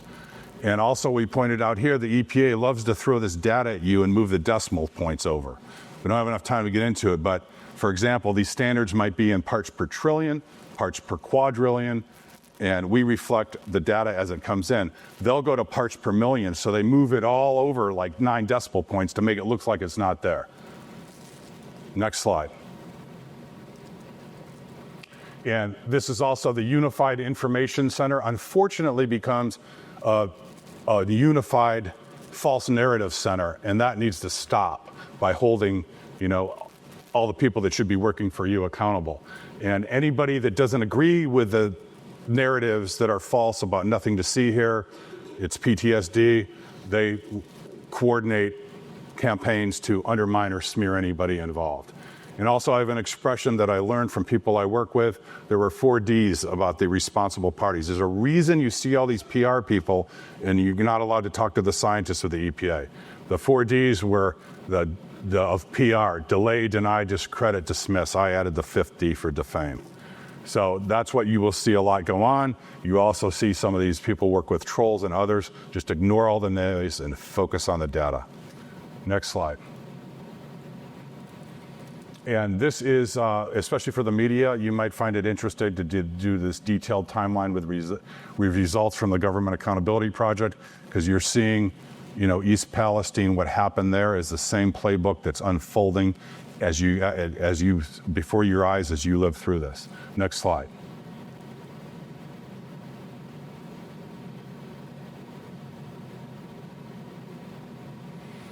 Also, I don't have enough time to get into this, and Mindy will address this at the end. In East Palestine, there was somebody by the name of Steve Petty that I met on Twitter Spaces, at the time now X, and I didn't know who he was. He was the class action attorney's expert witness. He ultimately was silenced. He became a whistleblower with the Government Accountability Project, put out a declaration in support of my work. This guy put himself on the line. That's what I'm talking about. I'm humbled. So he put his whole career and his livelihood on the line because he said, Scott, what they're doing to you is wrong. And he supported my testing. And this is the class action attorneys silenced their own expert. After the class action attorneys, I think, have about 180 million to 200 million reasons why, because all of a sudden they switched their narrative once the settlement came out. And there's a lot more to that. Next slide. August 18th, 4 days before Smitty's. And this is, the media may find this of interest. The initial FOIA findings suggest EPA efforts to surveil and discredit environmental whistleblower. That would be me. And you have the detailed timeline with the receipts. It's not conspiracy theory, it's conspiracy fact. As I said, I'm built differently. So when all this came out, it made my day. And the FOIA documents reveal a chilling pattern of EPA surveillance and retaliation against Smith, who uncovered significant dioxin levels in East Palestine following the Norfolk Southern train derailment and illegal open burn. And this sparked a very senior level EPA person with 40 years that is now an anonymous whistleblower. Next slide. he called me up and he came forward. He's worried about retaliation, and at the right time, he may come out. The point is, he's a retired EPA Superfund program official, and he said he validates my expertise, and he also said EPA should be using tax dollars to protect human health and environment rather than trying to unfairly smear and discredit people who develop important data, raising important doubts about EPA's self-serving narrative. Something very important when this whistleblower says, Scott, it's one of two reasons, and he said it best. Why is the EPA not working? Number one, he calls it bureaucratic denial syndrome, BDS. You're making $120,000, $150,000 a year of taxpayer money. You want to leave and go to the gym at 4 o'clock or whatever. You make your life a lot more difficult when you start looking for other chemicals. Then the other one's a little more sinister, where they can retire early and then go to one of these contractors that work for responsible parties and make $400,000 to $500,000 a year. So that's kind of what needs to be fixed, and the way we're going to get there is by bringing all these communities together. Next slide. And this is after, on March 20th, 3 days after I'm on the news about the dioxins, the EPA is sending emails around. Please tell us where Scott Smith is located, supply the address, city, and state. This is your taxpayer money going to try to surveil. Next slide. Over 50 PR people at the EPA monitoring every time I go into a gym or I go to an event, monitoring everything. There it is in writing. It's not me making it up. Next slide. They've used a deliberative process to redact, we don't even know, and then the Government Accountability Project is now going to get a lot more information. They were surveilling residents too and all this stuff, which is really unacceptable. Next slide. And even this is my rescue dog, Oliver, that was born under the floorboards of an abandoned house in Texarkana, Texas. That's a picture. If you see the EPA reference, they were monitoring my Facebook posts and using your taxpayer dollars to send around posts about my dog when I had offered to meet with them and sample with them. So this was all going. The next slide. I want to digress slightly because this is very important, and I believe everything happens in 80 disasters in 19 years. I'm a dog lover, rescue dogs. I've never come across dogs. So I'm turning on the exit from Route 40 to get on 55 South. I spot a dog and see these dogs. So I start posting on social media because they reminded me of my dog Oliver, and this has never happened before. And then just so happens Wynn August, who is here, and her husband is Sonoy, who runs a rescue operation. So we started communicating on Facebook, and she was able to work and recover that dog right there in the middle. Next slide. And the reason I'm bringing up this is that I believe this is a message from above and I just named him Sonny. And the reason why is all these because these dogs represent to me all these chemical impacted communities, all these attacks, being left for dead, thrown out in the woods as a puppy. And I named him Sonny because the future is bright. Because I am seeing millions of people come together and connect. And that video right here is that he was recovered in a humane trap, and that was the day we went to visit him. You go ahead and play the video. They think we found one of them. Hey.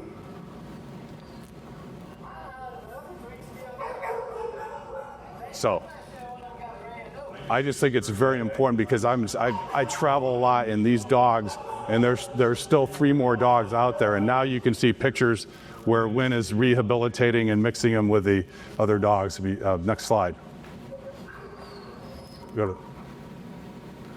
So, and then back to, and then you have Conyers, Georgia. This is my ex-post where the community calls me. Before I even hit the ground in Conyers, Georgia, the EPA regional person, Mark Durno, is sending it to another EPA regional person to start the undermining and, when you think about it, what I'm doing is very simple. I'm just using the best labs in the country and testing for the full spectrum of chemicals to let people know what they may have been exposed to. Really shouldn't be that big of a deal. Next slide.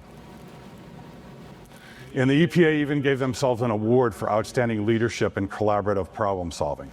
This is the EPA, these are your tax dollars. They gave themselves an award for surveilling residents and trying to undermine testing. That needs to change. Next slide. And for those of you that want more information, this is Georgia Public Broadcasting did a big story about all this stuff. Next slide. This is a town hall with News Nation, and this applies. This is a 4-minute clip. And I normally don't show videos like this, but this applies to what is going on here. Go ahead and play the video.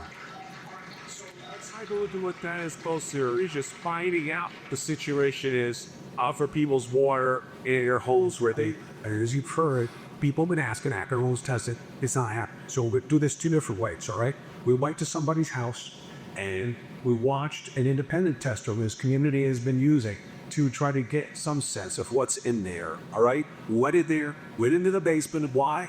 Because if you want to know what comes into somebody's house, you know what you look for? Here. You look for what's monitoring the air in that list. That's where this story starts. When you blow out vinyl chloride, there's a whole different fingerprint. Did you find that? Yes, and we're matching the fingerprint to what has been what The one else that my wife buys in the store has vinyl chloride. To my knowledge, that's pure vinyl chloride. this is water coming back off into your basement, bringing that. No, it's coming top. So everyone knows the exact place where everybody goes to course and that is the water that's coming up into your vessel. Yes. I understand why you're concerned, and I understand why you want his attention. And let's let Scott give it to you and see what he finds now. Common sense says the deeper you go, the more you find. You're saying this is the opposite. Common sense, the deeper you go, less. Because the dust particles of other side. Because we're used to getting it diesel, like the truth is beneath. You're saying it's on the surface. Yeah, so surface in this particular case, so it's the dust that holds itself. I don't listen. First of all, sir, I'm very sorry for you to have to live this and be worried about everybody. It seems like nobody's listening. I'm very sorry. Obviously we're in control, you know? Well, you keep apologizing. I'm sorry my house smells like this. I'm sorry you don't have anything to be sorry for. You didn't do anything. You're just asking for help. And, it's great that the homeowners got together and we get some independent testing. People could look at the numbers and hopefully it drives some interest to find out what we don't know. And make sure you trust anyone. You doing okay? Trying. It's hard each day. Still don't know where we're gonna live. It's hard because there's 6 in my family. We can't afford to take on a mortgage when our home's paid for. Even if they give you fair value for the house, you can't take that money somewhere else in your chat. They're now discussing trying to move us back in after cleaning. After all the damage, all the contamination. What's the high reads. Well, stay on it. And thank you for letting us do all. Thank you. I appreciate it. We understand, but Scott and I, he was doing the testing, does understand. Say it to people who understand, like me, about what people need to understand about the chemical process here. Google synergistic toxicity. Best example, my race. Caffeine and aspirin. Together, they'll solve your headache. Separate they want. Through the bad toxicity, there's over 50 chemicals. Dioxins can combine the vinyl chloride at the lowest. That's synergistic toxicity. They combine in a way in the human body that create toxicity. There are no standards for how these chemicals combine.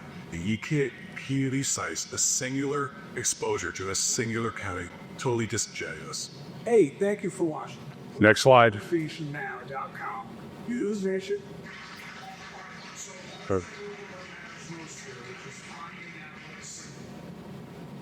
Okay, so this is Davina Pajara, and this goes to what the whistleblower has told me. Ex-EPA attorney, she signed a subpoena in my driveway after that town hall. That's the subpoena. They thought they'd get all my private communications on testing with residents.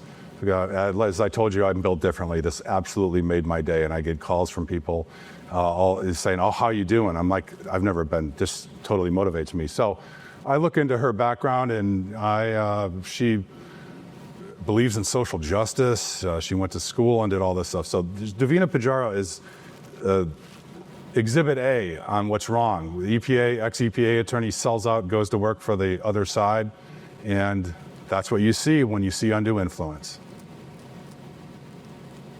But I've decided not to subpoena her in her driveway. I just talk publicly about it.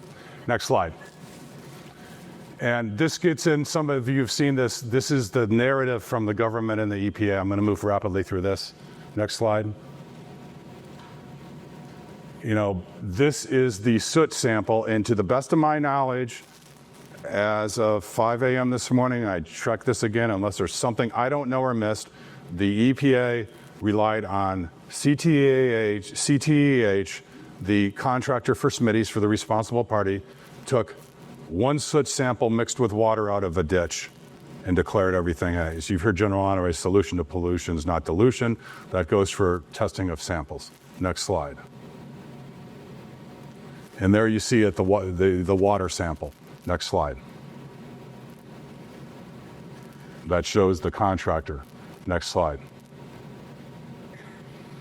And the soot samples contain water, but the soot samples were not collected from the Tangipahoa River. So, and the key word is imminent. Here's how the game they play. No imminent threat. So you're not going to get sick, you're not going to die tomorrow, you're not going to die next month. But in East Palestine, 2 years later, people are dying. People are dying. So that's the kind of words they choose, the word imminent, which is meaningless. Next slide. They tested for 8 metals in a ditch. I tested for 29 metals in the soot. Next slide. And this is where the finger point did. The schools were open, and the EPA is saying Louisiana agencies made the decision. The schools saying the EPA made the decision. So that's, you know, no one's accountable. Next slide. Next slide. Some of you saw it the first time how Robert Cordell, another whistleblower like myself that came forward, he was involved with the Aspect plane, a special EPA plane that was down here too. They turned off the sensors over East Palestine, so they didn't detect anything. This plane is very sophisticated and can detect, you know, special chemicals from the air. Next slide. And there's a lot of information that's coming out I cannot get into because more and more whistleblowers are coming out. This plane was deployed and not used properly by the EPA. It really doesn't matter if it's a competence issue or if it's intentional. The fact that you as citizens were let down by an agency that's supposed to be protecting you, that you're paying your tax dollars to protect you with. You can't find what you don't look for. If you don't test stuff from the air, you're not going to find anything. Next slide. Vapor intrusion is something that is not well understood, and more science is coming out about the homes and why people are getting sick from breathing in chemicals. And it can come from the river after a rainstorm, that vapor. And the best way to explain vapor intrusion, you know, you're sitting with your dog on the couch and all of a sudden you smell something and you know they have to go to the bathroom. That's vapor intrusion, okay? That's the simplest way to say it. Next slide.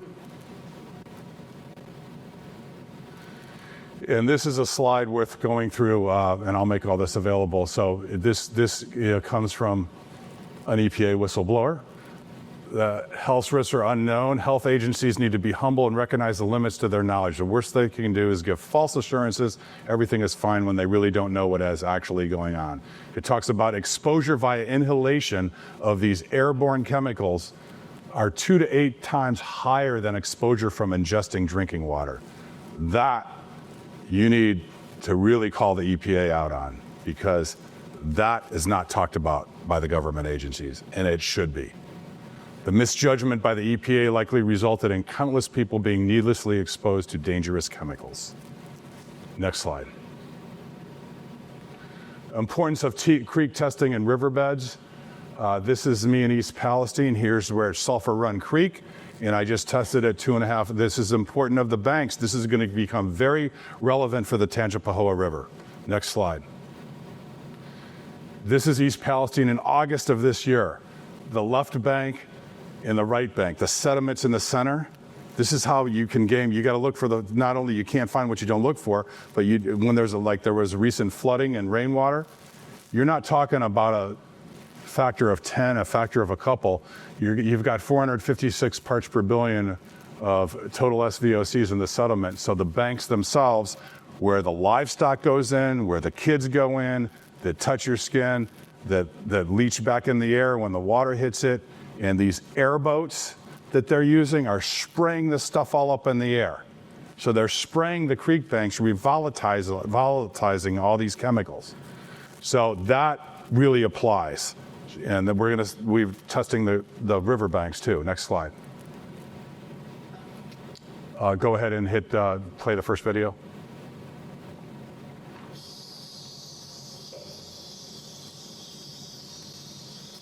You can see that this is the creek banks, and the EPA has been putting out their own videos promoting what a good job they're doing. And we already know, Tucker, it's all leaching going, it's all going past the booms downstream. Look what it's doing to the sides and the banks. If that's not dealt with, it's going to stay there forever and be a constant source of contamination. Next slide.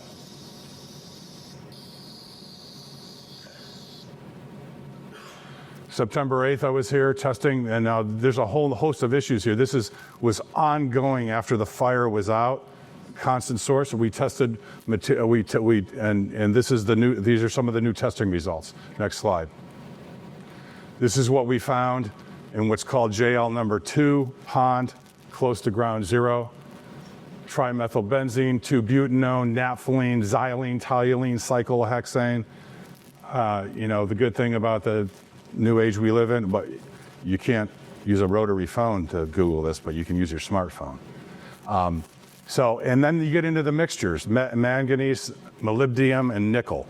So I'm also got some whistleblowers coming forward about some of the transformer oil that is allegedly going to Smitty's that could explain some of these metals and mixtures we're seeing and that got released. We're trying to figure this out right now. We don't know for sure, but this is a fingerprint as things leaks is to ground zero. This is a summary, and we can put all this together and trace it downstream into Lake Pontchartrain. But again, if you don't test for this stuff, you can't find it. You can't find what you don't look for. Next slide. And this is the mapping. Anybody who wants questions can ask. I can show you the mapping later. Next slide. And this is where, to put things into perspective, dioxins in the water, they sink into the settlement rather quickly. I was here on August 25th, 3 days. I took these tests August 24th and 25th. That's Holloway Pond, and it's about, as the crow flies, maybe 1.5 miles. These ponds got hit hard by the plumes. Next slide. To put things in perspective, and this is what we can give you with all this experience. When I talk about 15 years of testing and other disasters, I can compare things and show you. So East Palestine, dioxins in water aren't a good thing. So in February 2023, the highest level I had in water of dioxins. And again, it's not drinking water, but still, it's water where your livestock goes, where you eat the fish. And dioxins are like a forever chemical. They bioaccumulate and they don't go away. And again, dioxins, Agent Orange, the vets, you heard General Honore talk about that. So Roseland Holloway Pond was 169, and that's an index. This is called picograms per liter or parts per quadrillion. So the pool next to Holloway Pond was 54. The middle lake was 107, 169. The experts that I work with have never used this term with me, off the charts. I mean, I called the lab, I triple checked this, off the charts. So we're waiting now for more sediment results. So the ponds are clearly a big issue here. And I've had calls from frustrated residents. The EPA claims they're not going to test the ponds, they're not going to drain them. That's totally unacceptable. Next slide. And then you see this. So I test the soot and ash. See, every time I think I've seen it all, I haven't. Because Conyers, Georgia was raining soot and ash. And East Palestine, the particles were less than the human eye could see. So you had the videos that you've all seen. You had oil raining down from the sky. This is the pool near Holloway Pond with the dioxins.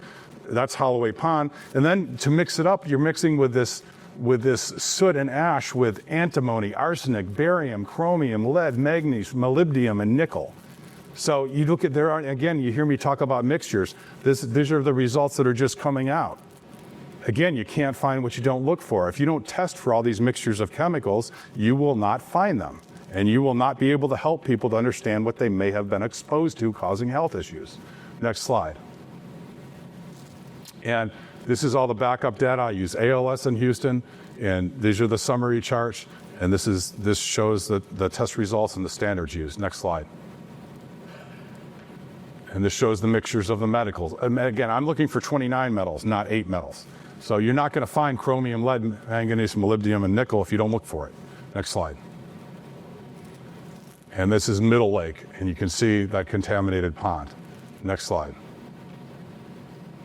Now, and this is another thing, this is why I've got a great team of experts. I wouldn't know this if it weren't for the great team I had. I get a phone call, Scott, do you realize Smitty's made PVC buckets? Well, that's vinyl chloride, and you got to blend it with plasticizers. What do we see in East Palestine? Well, bis-2-ethyl-hexylhalide. The other side is going to say, ubiquitous in the environment, you caused it, you're the problem. Well, 12,000 parts per billion, so all these experts are like, Scott, that's from the plume and the smoke, that they make their own plastic there, and they're using polyvinyl chloride. And the way you make that plastic pliable is use this plasticizer. And again, use your smartphone to Google this. Don't use your rotary phone. Because you will see endocrine disruption, you will see mutagenic, and you will see the effects of these plasticizers. And then what happens when you mix them with metals? Next slide. And again, metals detected not so far away from Holloway Pond. You start to get to the Amit. Is it Amit? Amit, I'm saying that right? In Tangipahoa or Tangipahoa? Tangipahoa? Okay. Just make sure I'm pronouncing that right. So antimony. So again, you hear me talk about the fingerprint. As we go out, we can match up the ratios and the fingerprints. And we're learning from Moss Landing, California, from Conyers, Georgia, from East Palestine. So all this experience and testing is to help you guys. Next slide. Again, I still can't get over the people's pools I visited. 24, I mean, I've never seen anything like it. It was like a Stephen King horror movie, watching the videos and seeing like gurgling oil in people's pools. Next slide. And as of October 11th, around 40 sites have been tested. It takes 3 to 5 weeks to get data in. We've been very strategic about it. And I put this map together. It's very helpful, especially working with someone like General Honore and Daniel Blackman and the whole team of experts. And you can see on the left here, this is where we were on October 3rd with the oil escaping the boom. And I looked at my phone while we were underway here, and there's new pictures and videos coming in from Lake Pontchartrain. I don't know if did I read that correctly on Facebook? So that looks like these ponds. So there's. Well, the southeast winds are pushing it all back up. Yeah. Okay. So that's a whole other thing. That's a new development. Next slide.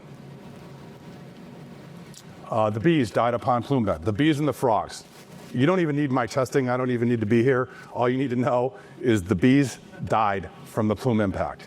And people are continuing to tell me they don't hear frogs anymore. East Palestine, people in old farmhomes, the mice disappeared. So, and horses, pets are getting sick. And that is the plume coming over. There's a beekeeper. She wants to remain anonymous, but I've got permission to say beekeeper. And that is the plume coming over. And next slide. And I learned this from meeting with the resident. That kiddie pool, when I guess the heat in Louisiana, if you're a beekeeper, the bees need water, so you put the water. So the plume hit, the bees hit the water, they died instantly. The good news is we have all that preserved, and we're going to know what's in that water. And we're going to know why these bees died. Next slide. The hay. And those, I can hand this to you, Jordan, and the media and pass it around. This is on the right is the unimpacted hay that the farmer brought in. And this was the impacted hay from the plume. And the food sources all need to be tested. Those are people's garden leaves right there. That toxic tar soot. I never felt this even in Conyers, Georgia. This stuff rains you, scrub, it doesn't come out. It's the stickiest stuff. But some of that answer may be some of this potentially transformer oil and this lubricant oil and a lot of these nasty chemicals that were being, manufactured at the Smitty's. So it's important to test the food sources in the hay to know what you're feeding your livestock. But clearly and it'll take a while to get these results. Next slide. Also, this, this soot and ash raining down, dioxin has a TEQ of 21.3. To put that in perspective, the action level in East Palestine was around 4.8. Not directly comparable, but a good benchmark. So again, these dioxins and the soot and ash, you're mowing your yard, there's other chemicals. They're going, and you heard General Honore talk about this, he's absolutely right. And when I arrived here on August 24th, I saw a young family with kids stood up to their legs in ash and dogs playing. It's not their fault. They were told it's all safe. It's horrible. It's unacceptable. Next slide. Now, the Tangipahoa River downstream from ground zero. I've learned with the Tangipahoa River, I think it's as the crow flies, and I am looking, if anybody's watching this, I've got some scientists reaching out, somebody that can help me map the river miles, because this may be 6 to 8 miles as the crow flies, but this is in Independence. And we found 2-butanone, 2-hexanone, 4-methyl-2-pentanol, acetone, ethanol, and the combination of these antifreeze compounds with these chemicals, with the lubricant oil and all that. And I am by my expert team, I am told that antifreeze and these alcohol compounds and some of these other ones are very bad for aquatic life, not just humans. So when you smell something, it's not in your head, especially after a rainstorm. Be very careful with the banks. So again, I'm getting information out and summarizing it, and all this stuff is preliminary, subject to further review and analysis. But in my opinion, what people want is information. What really people get upset about is when they're not getting information. And as I get more analysis, more review by the team of experts around me, again, I'm a very small part of an incredible team. I'm just the guy out there taking the results, trying to work with the community in the front lines. Next slide. And this is all the backup data for what we found. Next slide. Next slide. And you can see that here's the kind of detail we provide. And again, if you don't look for all these compounds, you can't find it. And you're going to hear ubiquitous in the environment. You're going to hear the singular exposure. That's just a bunch of nonsense. It's about the mixtures of chemicals, because there are no standards. At this point in time early on, it's not about the levels. It's about what mixtures were you bombarded with. We know this contaminant rained down from the sky, rained down in your pools, is flushing down the river, is in your ponds. So the most important thing is to understand on a preliminary basis what you and your families may have been exposed to. So you can go to your doctors and you can seek medical care at your discretion. Next slide. Last slide. You can't find what you don't look for. It really is that simple. In all these surveillance and attacks, when you think about what I'm doing, it's very, very simple. I'm going into communities, listening to people, coming to your property, you reach out, and then I test for these chemicals with 2 of the best labs in the nation, or if not in the world, Eurofins and ALS. It's really simple. So thank you.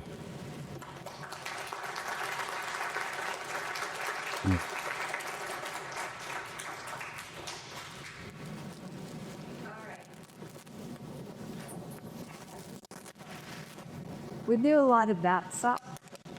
I think literature, college, New York, do a lot. So what I'm here for is to tell you the story is healthy. It is a cautionary tale. I know this is not Ohio. I know it is not California. I know that we're not in Georgia, but Friday. Because what happened in all cruise areas is happening here. in East Palestine, They thought they could trust the government in them the testing correctly. And that's why these sponsors sought to come here early and let you know. And that came. The fire, the tree derailment, and all of that happened on February 5th. And by the middle of February, all the class action lawyers had come to town. They had engaged a ton of the local council that everybody knew to go in at fights. Because what it was a race to see who would file their first class action lawsuits and who get the executive made. Because class action lawsuits are about the biggest big business I could possibly imagine. And they have nothing to do with the real lawyers taking care of real people. And they went through, they hired a PR company to sell their settlements to everyone. And they left. And they got paid. And they told people they would never get their answer. And they settled the case within a year of the drought. Funding new murder. Doing as you mistake. I caught you a 24-year-old with terminal brain cancer. I cannot tell you the number of people on exposure. A 75-year-old with endometriosis case. Her 70-year-old sister who developed polyps. A 72-year-old man who had small cell anal cancer that now metastasized to his bladder. Oh, and the doctors told him to go home. There's only more he could do. And by the way, he got $800 for the class actions up here. I spoke to a woman just last week. She had skin cancer, but didn't heal, and now she has lung cancer. And she also believed that an optic. And tell you this, because I days wiped up, what you hear from people all the time is I did not know and they did not understand how this all worked. I did not know. So what I want to tell you is this: do not rush. I do not know is any of the people who are here or who are watching from home on the street whether you will ever get sick. That's the truth. I don't know. And neither do you. That's the point. And it may take a year or a year and a half before you really know what your health is going to look like. What's the rush? Take your time. So, keep all of you, go to your doctor's appointments, keep your cancer screenings, do them on time. You've been exposed to chemicals. You cannot afford not to take care of your own health. Make sure your children are getting all of their screenings and testings done exactly when they're supposed to. They can't afford not to be having them done. For women, that means those mammograms we all pay. Make sure you're getting them done on time and regularly. If you start to feel bad, knock on doors. It is not your family doctor's fault if they can't help you. They're not trained how to test for these kinds of toxins. They don't know. Do the research, fine. If you don't know, ask. Find doctors who understand toxic exposure, what that looks like, and how to help you. That's what you're looking for.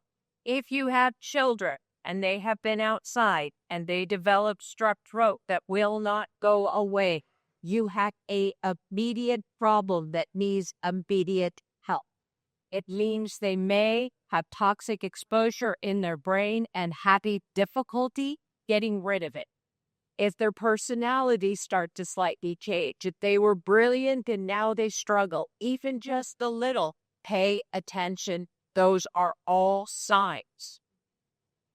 If you start to become forgetful, if your spouse starts to be a little bit more angry than they used to be, those are signs of toxic exposure.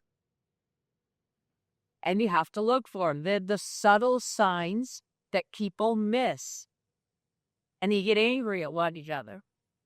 The other thing I will tell you, and I will tell all of you, if you stick together, you will be a force that cannot be reckoned with.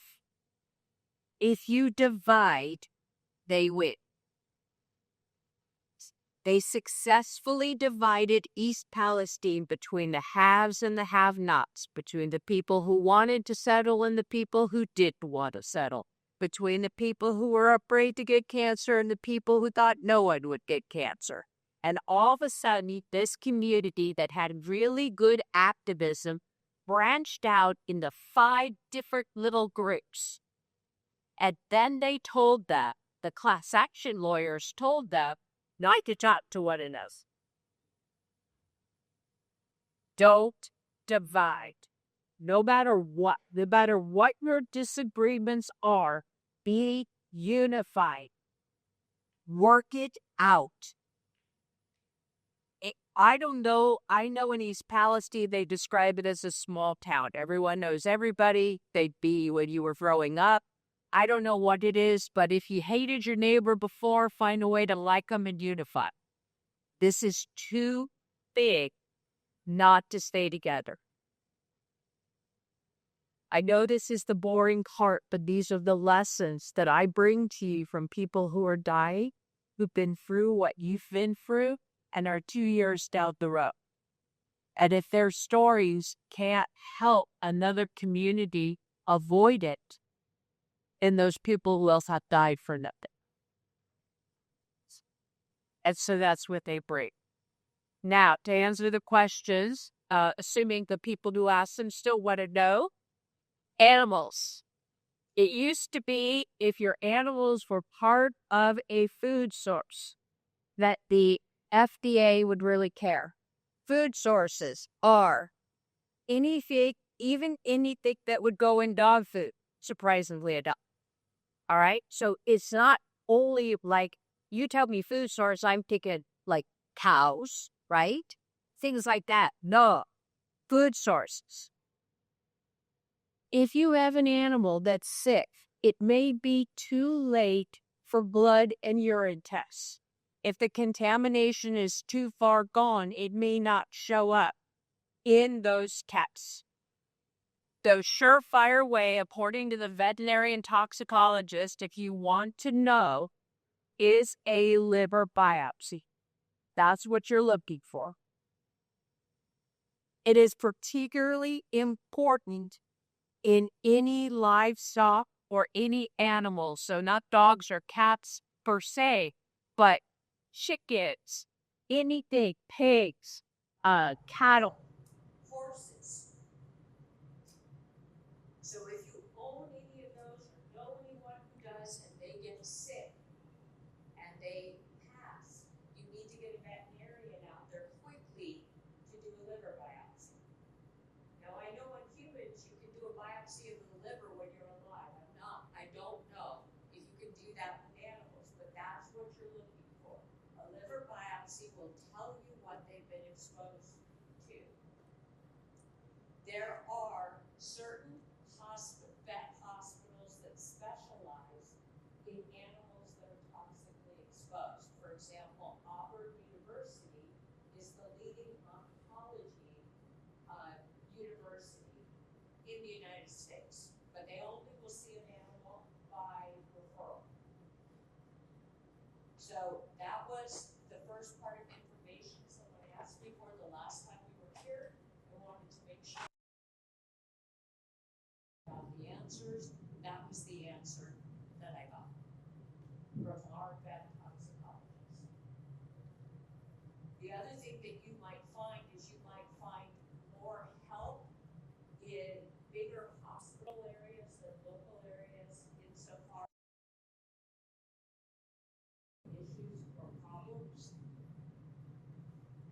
you know, I think General Andre said the last